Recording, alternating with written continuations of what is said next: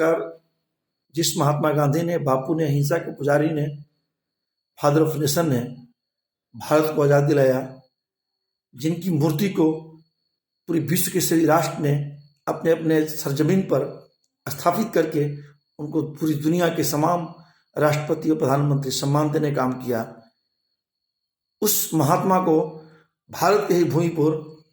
भारत की सरजमीन पर 30 जनवरी को हत्या कर दिया गया था। और हत्यारे के नाम पर आज की तारीख तक उस हत्या और हत्यारे के नाम पर इस देश में सियासत हो रहा हो, यह अत्यंत शर्म की बात है और शर्मसार करने वाला मामला है। मेरे मित्रों, मेरे दोस्तों, इस देश के उभरता हुआ आज का नौजवान, जो आज का न्यू जनरेशन है, नया पीढ़ी है, आपको बताने की आवश्यकता है और आपको जानने की भी आवश्यकता है।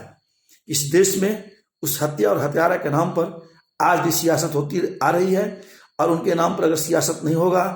तो ये सियासत भारत की अधूरी समझी जाती है। आज बड़े बड़े सियासतदान भारत के बड़े बड़े पदों पर विराजमान हैं, बैठे हुए हैं, लेकिन उस हत्यारे के नाम पर भी सियासत करने के लिए उनके पास मजबूरियां हैं। मैं इस देश की नई जनरेशन से अपील करना चाहूँगा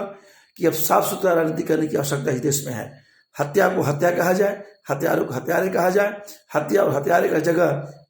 कानून में, न्यायालय में है, उन्हें कठोर से कठोर सजा देने की आवश्यकता है। और ऐसे हत्यारों को महिमा मंडन करने से राजनीति, हमारी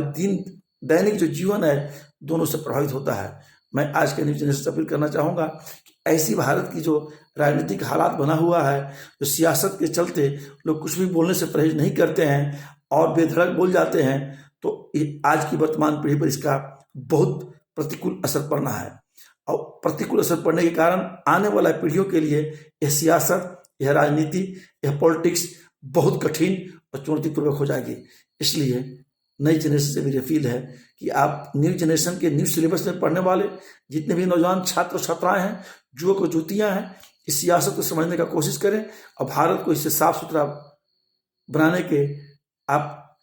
आगे बढ़कर 2 कदम चलने की आवश्यकता है। भारत में ऐसी गंदी जो सियासत है, राजनीति है, इसे दूर करने की आवश्यकता है। और मैं शुभकामना करता हूँ, मैं एक ऐसी भारत का तस्वीर मैं देखना चाहता हूँ कि नई पीढ़ी के हाथों में यह भारत साफ सुथरी सियासत करते हुए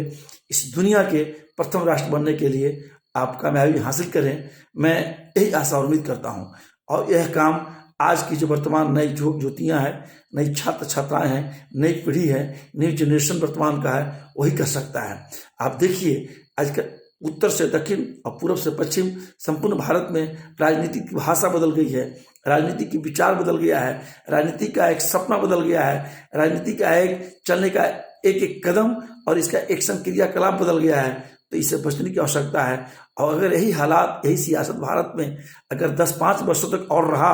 तो मैं स्पष्ट तौर पर कह देना चाहता हूँ, इस देश में न धर्म बचेगी, न जात बचेंगे, न जमात बचेंगे, न कुनबा कोई वर्ग का बचेगा, न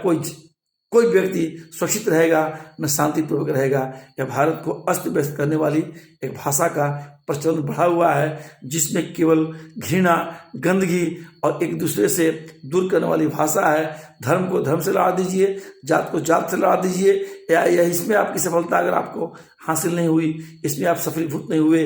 एक ही धर्म को टारगेट करके अनेक इसी धर्म के जातियों को एक दूसरे से इतना दूर कर दीजिए, अमीर गरीब के नाम पर, पिछड़ी अति पिछड़ी के नाम पर, दलित महादलित के नाम पर, ऊंच नीच के नाम पर भेदभाव कर दीजिए कि भारत हमेशा इससे लड़ता रहे। आने वाले 10-20 वर्षों में भारत फिर टुकड़े टुकड़े होकर इसका भविष्य बिल्कुल खराब हो जाए और नई पीढ़ी के लिए वर्तमान और भविष्य में जीना मुश्किल हो जाएगा। मैं उम्मीद करता हूँ कि अभी संकल्प लेने की आवश्यकता है। कल उनकी श्रद्धांजलि सभा है, पुण्यतिथि है महात्मा गांधी का, मेरे बापू का, फादर ऑफ नेशन का, उस देश, उस ईश्वर के मसीहा का, जो हर मास के पुतले में देवदूत बनकर मेरे देश में आया था और इस देश को आज़ाद कराने के लिए सब कुछ नशौर कर दिया, यहाँ तक कि अपनी जान भी दे दिया। उनके अगर सच्ची श्रद्धांजलि मुझे अर्पित करना है तो न्यू जनरेशन में अपील करना चाहूँगा कि एक भारत में साफ सुथरी पाक पवित्र सियासत का प्रारंभ होनी चाहिए, यहाँ का पॉलिटिक्स और राजनीति का शुभारंभ होनी चाहिए, जिसके लिए कल उनके पुण्यतिथि पर ही अगर शुभारंभ होती है, एक नई भारत के लिए